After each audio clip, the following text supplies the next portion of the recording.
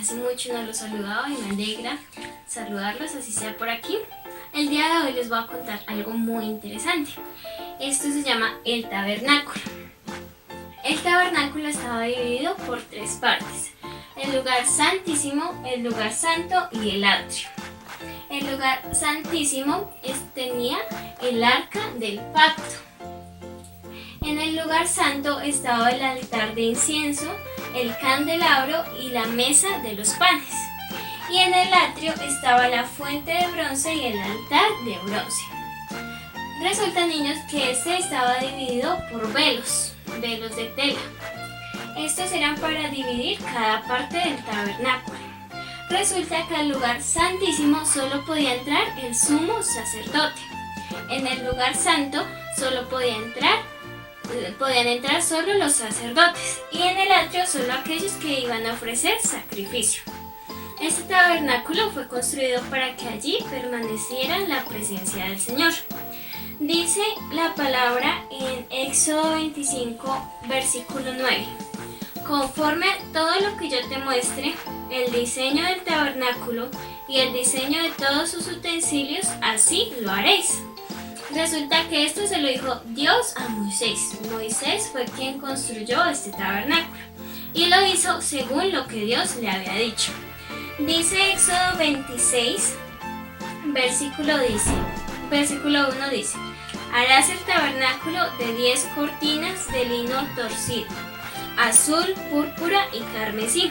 El Señor le dio a Moisés 3 colores: azul, púrpura y carmesí. Dice también en el versículo 3: 5 cortinas estarán unidas una con la otra, y las otras 5 cortinas unidas una con la otra.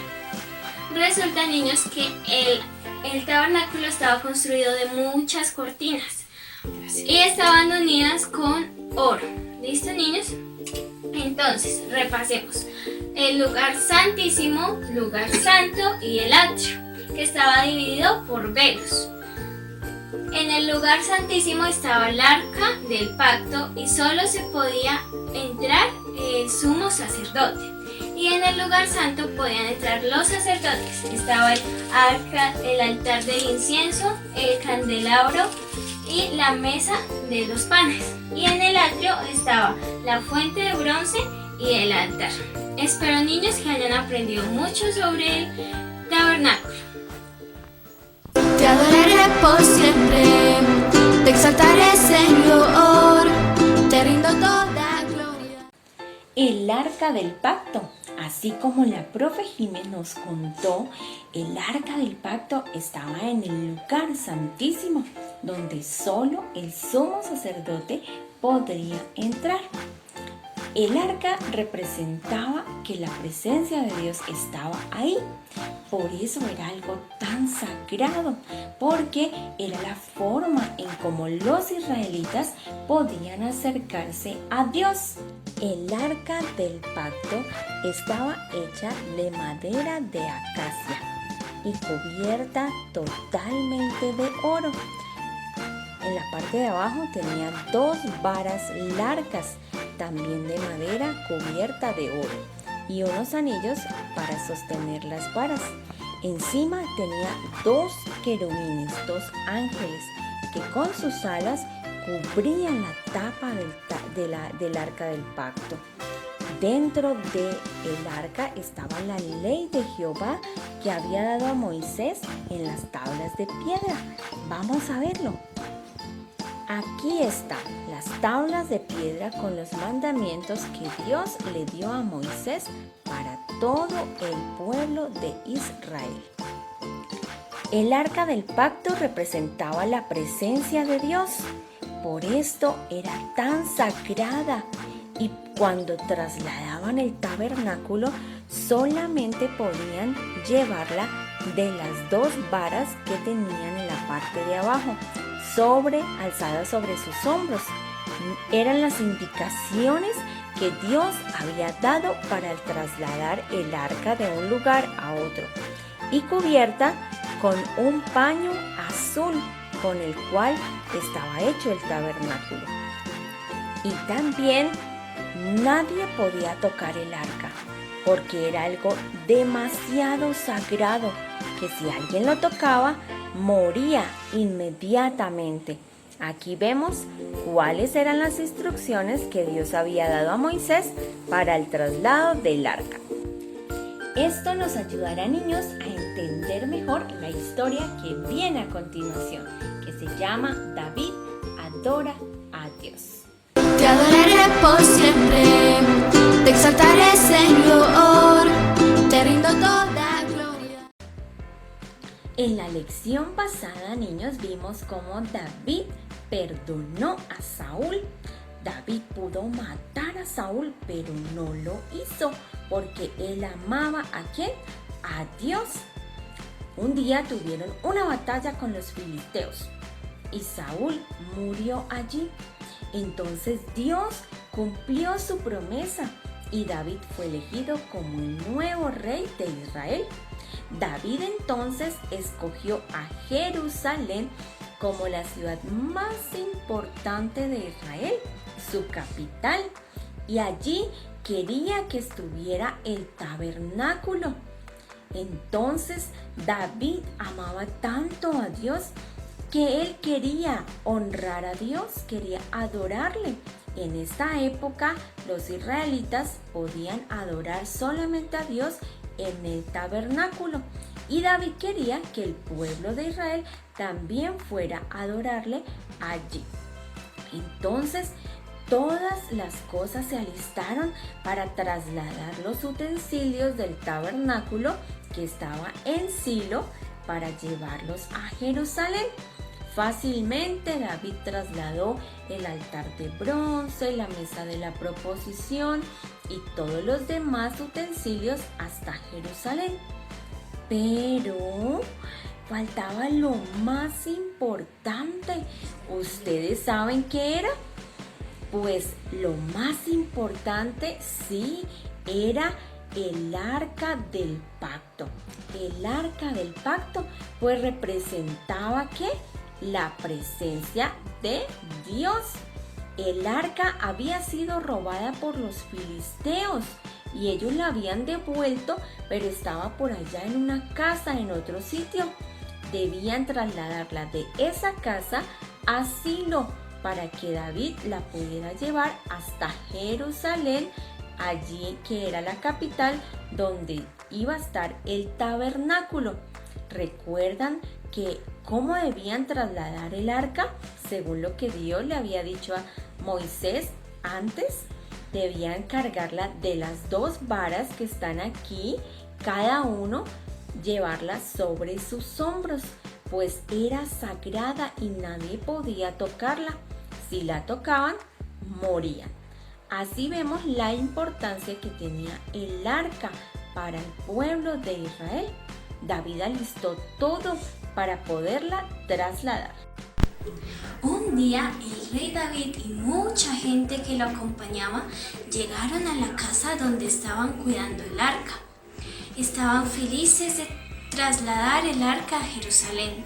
Trajeron un carro nuevo para trasladarla, el arca de oro. La pusieron allí y todos estaban felices. El rey David estaba contento. La gente tocaba los instrumentos y se gozaban. Pero uno de los bueyes que jalaba el arca tropezó y el arca tambaleó y casi cae al suelo. Un hombre llamado Usa tocó el arca para que no se cayera, pero al instante que tocó el arca cayó al suelo muerto. Entonces todos se callaron y dejaron de tocar los instrumentos. Se quedaron quietos y llevaron el arca a una casa cercana. Entonces el rey David regresó a Jerusalén. Así es, David volvió muy triste a Jerusalén. Cada vez que se acordaba de Usa sentía mucho dolor en su corazón. No entendía por qué Dios le había quitado la vida si él solo no quería dejarla caer. Entonces se le ocurrió a David buscar en la ley, en la Biblia, a ver si encontraba de pronto cómo era que debían cargar el arca. David se dispuso y empezó a buscar en la ley de Dios. Y efectivamente, allí encontró lo que Dios le había mandado a Moisés de cómo cargar el arca. Eran los sacerdotes y los levitas los que debían cargarla, taparla con un paño azul y cargarla sobre sus hombros. Entonces los sacerdotes se alegraron mucho porque al fin sabían que esta vez les iba a ir muy bien, pues iban a hacer las cosas como Dios lo había mandado. Al fin llegó el momento y los sacerdotes taparon el arca con el paño azul y los levitas levantaron el arca sobre sus hombros y empezaron a trasladar el arca hasta el tabernáculo. David y el pueblo y los sacerdotes estaban muy contentos porque al fin podían llevar el arca hasta Jerusalén. Danzaban y cantaban y gritaban a Dios de la alegría que sentían, pues estaban haciendo las cosas como Dios lo había mandado. Al fin el arca iba a estar en el lugar especial, en el lugar santísimo del tabernáculo.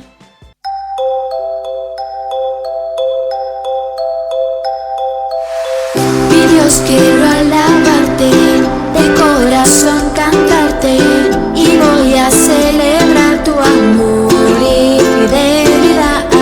Mi Dios, tu nombre es grande, tu gloria incomparable, y tu amor y gran bondad son por la eternidad. Por eso te canto, Dios.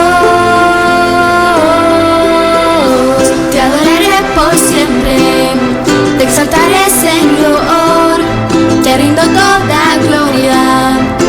Eres mi Dios, te adoraré por siempre. Te exaltaré, Señor, te rindo toda gloria. Eres mi Dios.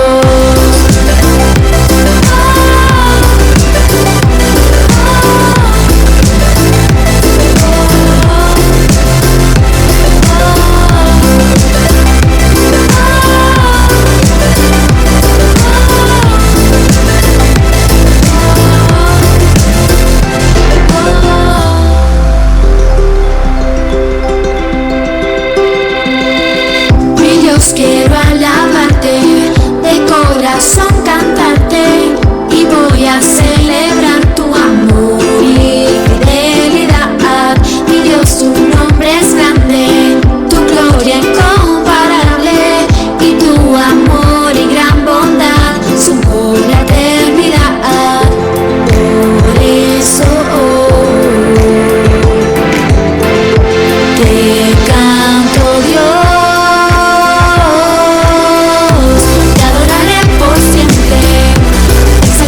Señor,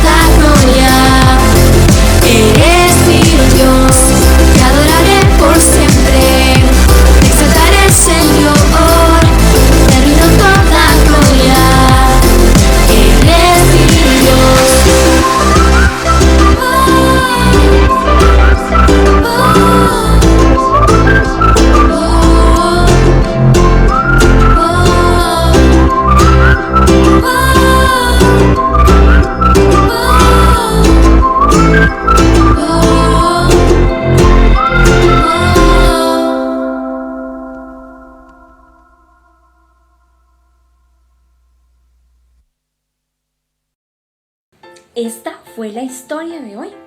Pero, ¿qué aprendemos de esta historia? ¿Ustedes qué dicen? A ver, ¿qué podemos aprender de esta historia?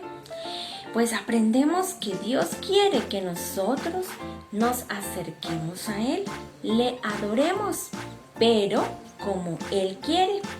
Para saber cómo Dios quiere que nos acerquemos a Él, debemos ¿qué? Leer su palabra. Así como David buscó en la palabra de Dios cómo debían trasladar el arca para que otra persona no volviera a morir, para hacerlo como a Dios le agradaba. Nosotros también debemos ¿qué? Leer la palabra de Dios para saber cómo quiere Dios que nosotros vivamos, pues Él quiere que nosotros le obedezcamos en todo, que leamos su palabra, que oremos también. ¿Cierto que sí, niños? Entonces vamos a aprender hoy que debemos ¿qué?